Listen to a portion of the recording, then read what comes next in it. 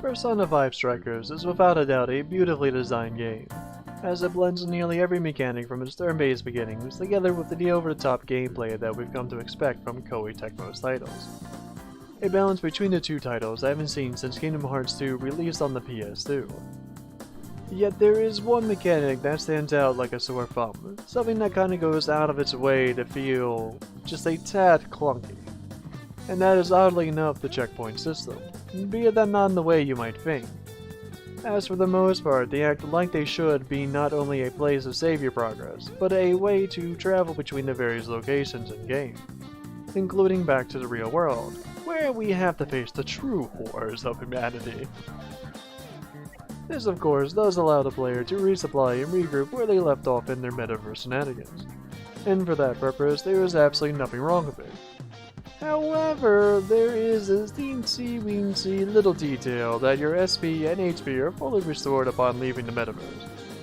And this is done with absolutely no cost to the player, as unlike the previous games, you don't progress the in-game calendar upon exiting the metaverse. Hell, this is even something that the game itself promotes to you in its tutorials. But to do so, you have to wait for the game to transition back to the real world, walk upstairs, select Enter Jail from the menu, wait for the game to retransition back to the metaverse, where you can then select the checkpoint you want to start at, where it then has to transition you back to that point. Versus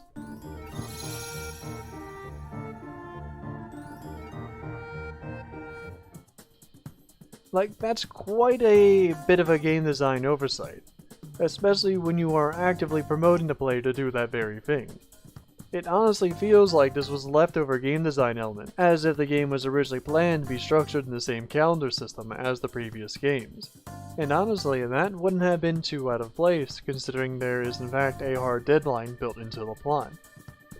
But somewhere along in development, this was most likely scrapped for a more controlled narrative, at which point it was probably already too late to change it, as leaving the metaverse not only heals you, but respawns all the enemies and loot in that very Dark Souls-like fashion, meaning that the development team would have had to reassess and rework a significant amount of code, particularly code that deals with how the assets are spawned in a given area, as currently this process is seemingly handled in the initial transition into said playable zone. This is something that most likely would have taken quite a bit of time and money to change, time and money that the company would have much rather spend elsewhere in the game. Of course, this is all just a crackpot theory from a guy that thinks we are somehow getting a new Battle Network game in the year 2022. Be it that if you'd like to see more of my rambling, click the subscribe button below. Also, if you can write some nonsense in the comments and like the video, it would really help me get this channel off the ground. So, have a great day, and remember, We avoid charging headfirst into battle whenever possible.